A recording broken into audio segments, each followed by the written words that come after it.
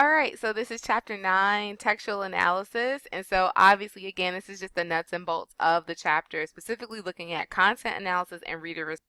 Okay, so now we are going to talk about reader response.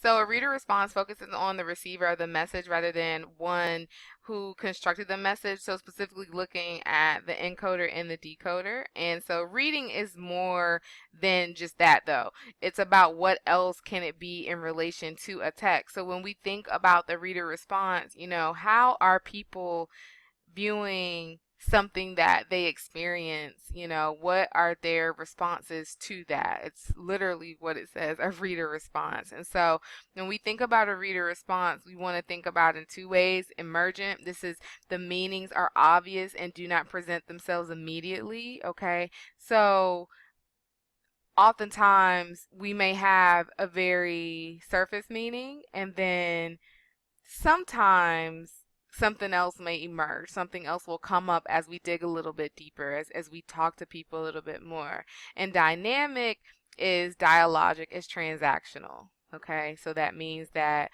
we kind of have a general idea, but other things also may pop up. So the steps of the reader response, you want to work out questions to ask interviewees about their responses to the text, and then questions must be prepared in advance and open-ended. Secondly, you want to decide who you're going to interview. So what is your demographic? How many participants? And thirdly, you want to contact and meet participants for interviews.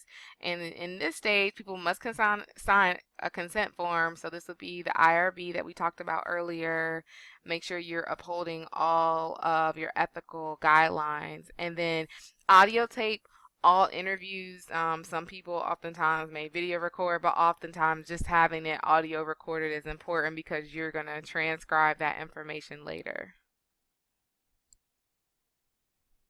Once you've transcribed all of your interviews, you have a few choices about analysis. So you can code similarly to what you've done with a content analysis. You can do a comparative analysis where you compare responses and are able to provide some explanation for this small part of the universe that you analyze. And then you can think about your relationship to the research questions. And just a couple of other things I want us to keep in mind. So when we think about the reader response, this method came from literature studies. So when we think about applying it to text, we have to constantly tweak it. We have to tweak the way we're doing it because, again, this was created for literature and for very flourishing and detailed language. And though we're going to find that in the text and in the different mediums that we're analyzing, it's important to understand that everything doesn't always apply depending on the text that you're looking at.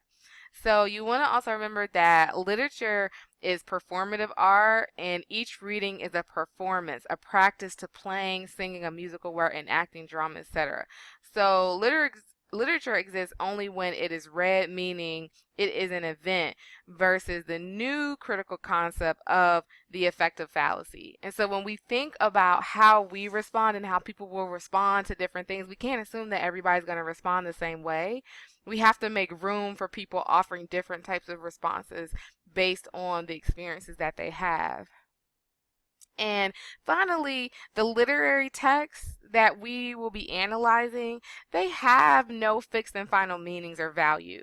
So there is no one correct meaning. And literary meaning and value are transactional, they're dialogic, as I was saying earlier, and that's created by the interaction of the reader and the text. So, according to Louise Rosenblatt, she says a poem is what the reader lives through under the guidance of the text. And I think the same thing can apply here.